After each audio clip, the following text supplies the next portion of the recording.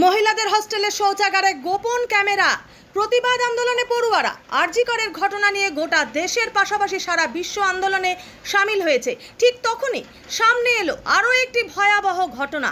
অন্ধ্রপ্রদেশের একটি কারিগরি শিক্ষা প্রতিষ্ঠানের ছাত্রীদের শৌচাগারে গোপন ক্যামেরা রেখে ছবি তোলার বিষয়টি সামনে আসতেই প্রতিবাদে ফুঁসে উঠছে পড়ুয়ারা।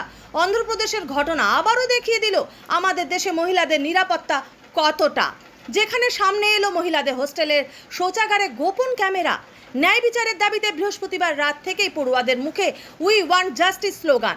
কৃষ্ণা জেলার একটি ইঞ্জিনিয়ারিং কলেজের হোস্টেলে ছাত্রীদের শৌচালয়ে লুকানো ক্যামেরা এক ছাত্রী দেখতে পেয়ে বিষয়টি প্রকাশ্যে আসে। চলে রাতভর বিক্ষোভ আন্দোলন। শুক্রবারও চলে কলেজ ক্যাম্পাসের বিক্ষোভ। সেখানে গিয়ে আন্দোলনরত ছাত্রদের ন্যায় বিচারের আশ্বাস দেন কৃষ্ণা জেলার জেলা শাসক ডি.কে. বালাজি এবং পুলিশ সুপার গঙ্গাধর রাও। শুক্রবার সকালে রাজ্যের মুখ্যমন্ত্রী এন চন্দ্রবাবু নাইডু বিষয়টি নিয়ে তদন্তের নির্দেশ দেওয়ার পর তদন্তে নামে পুলিশ। অভিযোগ, ওই কলেজেরই বেশ কিছু ছাত্র ওই অপরাধের সঙ্গে জড়িত। তারা গোপন ক্যামেরায় তোলা ছবি এবং ভিডিও বিক্রি করত বলে অভিযোগ।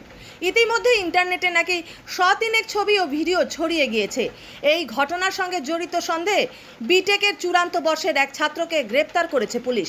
মূল অভিযুক্তের মোবাইল, ল্যাপটপ, ইলেকট্রনিক গ্যাজেট পরীক্ষা করে সেখান থেকে আপত্তিকর কিছু পায়নি। তবে মূল অভিযুক্তকে জেরা চলছে। Bureau report, APD news.